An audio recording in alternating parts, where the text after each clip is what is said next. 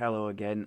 This is another legendary raid that is very soloable, provided you can meet the criteria for the mandatory levers to be pulled in there. There is a strength one for which you need a minimum of 45 strength, which I'm going to use my dog, Wolf rather, for. And you could also use a skeleton knight from the Pale Master tree if you don't have the strength required. And there's an intelligence one, a lower one, of 35. If you meet those, the only other real problem, aside from getting lost in there as I have on occasion, is getting blown off the top of the mountain at the end of the quest by the end boss. You can try and fight it with your back to the wall to mitigate that possibility, but I still seem to manage to have it happen to me regularly. If it does happen, you can type /stuck into the chat window to teleport yourself back up to the top of the mountain for another go, but that obviously only works once. If it happens twice, I'm afraid that's game over, I think. Otherwise, it's just a question of remembering the paths. It took me a little while to remember the route round. I think this one would be referred to as the shortcut way. We're only going to do one of the three possible objectives. The one we're going to do will prevent the end boss from regenerating rapidly all his health, so make him, well, basically make it so that we can kill him. I bite. Drawn by the molten lava, blazing fire elementals patrol the caldera.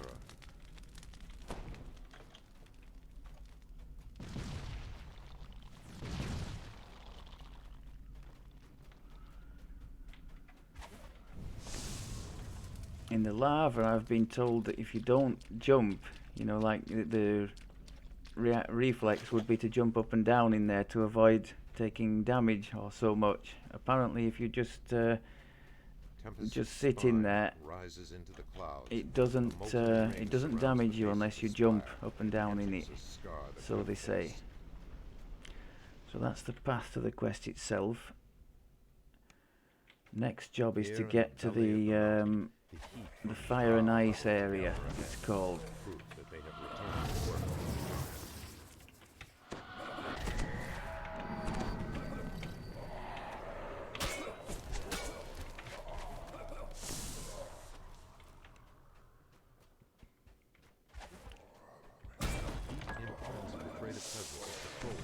Ooh. Drawn others to his banner.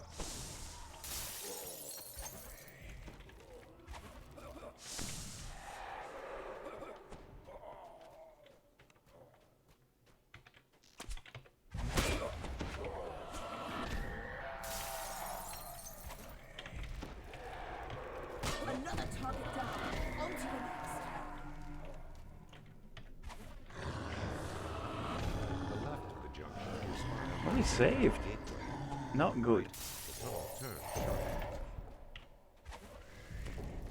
Okay, so this is the intelligence rune.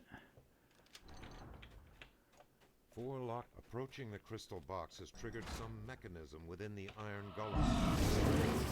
And once we kill these two here, there'll be a portal open up behind.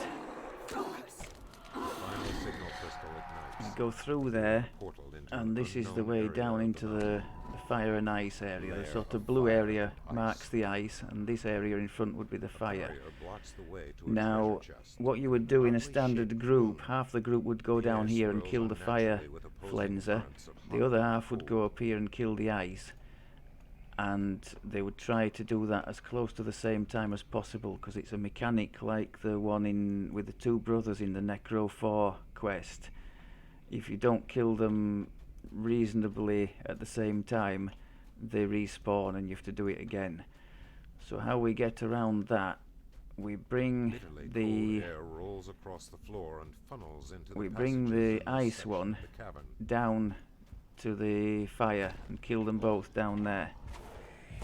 As you can see in the top right hand corner, the map here is basically non-existent, so it's very easy to take a wrong turn and get lost, as I frequently do. So I'm just trying to have the ice one follow me down. You can see we're on the right track there because we've got the fire area coming. He's following me, so that's all good. So he doesn't actually rubber band back to his spawn point. He'll Heat follow us all spreads the way along the down into floors the and up fire the area. walls. The sound You'll of see rushing the lava resounds all about you in this cavern. there's the fire flenser, and we're going to do our best to kill them more or less together.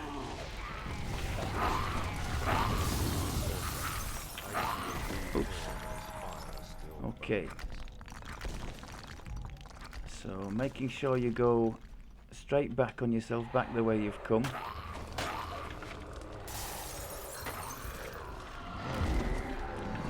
You're looking for the path to the north in front of us now. Path to the north, and if you're a little bit lost, it's going up slightly. You want to be going up, and this is going up. This, if you remember or you watch back, there was a field of energy here stopping you getting in. So now we've killed the two flensers, we have access here. There can be raid loot here, but the real thing we're after is this Olipar rune. That's going to allow us to complete the puzzle at the end of the raid. So back out the way we've come.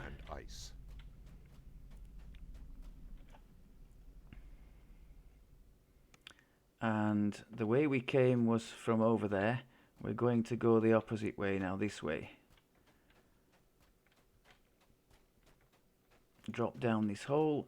A deep hole offers no sign of egress, although a soft And we're going back to the breeze outside can be again. felt coming from below. So all we do is turn left, and immediately after this tree here, we're going to drop down off the side.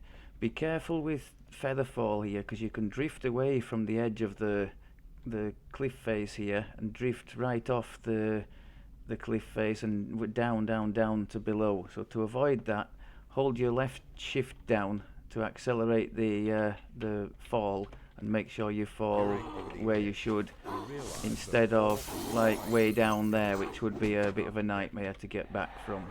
So we're going in this doorway. And now we're at the section with the strength lever. They didn't have chance to close the door there on us, so we got past that one without having to use the wolf.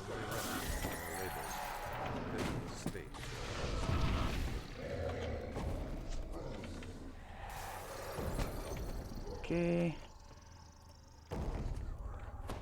So this is the second strength lever, for which we will need the wolf.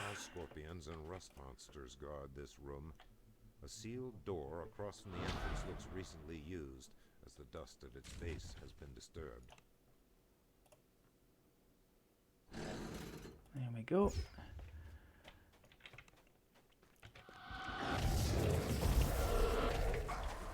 There are rust monsters spawning here, and keep spawning for a while. You don't have to stay and kill them all. You can just make your way up here. One or two might follow you down there. Up here rather. Just be aware of that and be ready for them if they do. Otherwise, this is opening the path to the end. That's the last we'll need of the wolf, so we can dismiss him. We have a beholder down here that it's quite nice to try to instant kill, so he doesn't do anything horrible to us. And the end boss is waiting for us out here. So I'm going to try and complete the section of the puzzle that we need, which is the section to the left or to the west, which will open up like a little urn. Click on the urn to make the giant vulnerable, and then we try and kill him as soon as possible before he has chance to blow me off the edge of the mountain. At least that's the plan. He appears with a frost flenser that you'll need to take care of, and sometimes he kind of obscures the puzzle.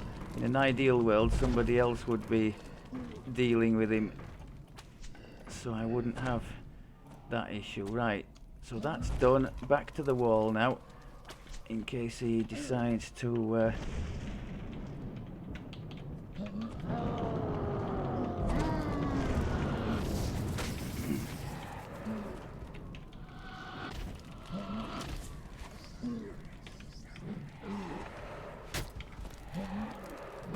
visibility is about nil.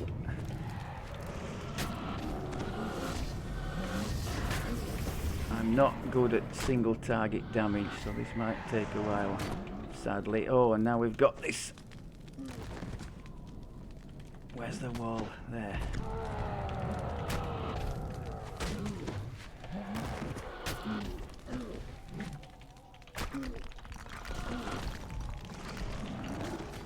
Oh, not again.